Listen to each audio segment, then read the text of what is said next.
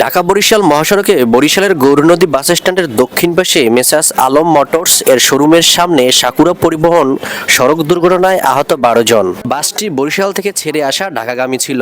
হঠাৎ করে দুপুরে নিয়ন্ত্রণ হারিয়ে বাসটি রাস্তার পাশে পড়ে যায়, এতে যাত্রীরা ছিটকে পড়ে আহত হয়। খবর পেয়ে গৌরনদী হাইওয়ে থানার পুলিশ ও ফায়ার সার্ভিসের একটি দল দ্রুত ঘটনাস্থলে পৌঁছে আহতদের উদ্ধার করে গৌরনদী উপজেলা স্বাস্থ্য কমপ্লেক্সে পাঠায়। আমরা এখানে 2:45 সময় একটা সংবাদ পাই যে গৌরনদী এবং বরিশাল মহাসড়কে একটা সাকুরা পরিবহন নিয়ন্ত্রণ হারিয়ে রাস্তার পাশে পড়ে গেছে।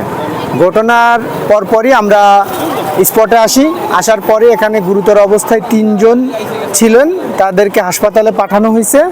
আর 10 থেকে 12 জন তারা স্থানীয়ভাবে প্রাথমিক ট্রিটমেন্ট দিয়ে অন্য গাড়িতে তুলে দেওয়া হয়েছে। ঘটনার পরবর্তীতে আমরা স্পটটাকে সিনসিকুট করে রাখছি, যাতে গাড়িটা গাছের ডালে মানে গাছে বেঁধে আছে খেজুর গাছের উপরে, যদি গাছটা ভেঙে পড়ে যায় তাহলে আরও কিছু মানুষ স্থানীয় জনতা আহত হতে পারে। এর জন্য আমরা গাড়িতে হাইড্রোলিক র্যাম জ্যাক ইউজ করছি এবং গাড়িটা খেজুর গাছের সাথে বেঁধে আছে, গাড়িটা সিনসিকুট করে রাখছি যাতে স্থানীয় জনতা কোনো আহত না হয় পুনরায়। আর পুলিশের রেকার ভ্যান আসলে আমরা পরবর্তী উদ্ধার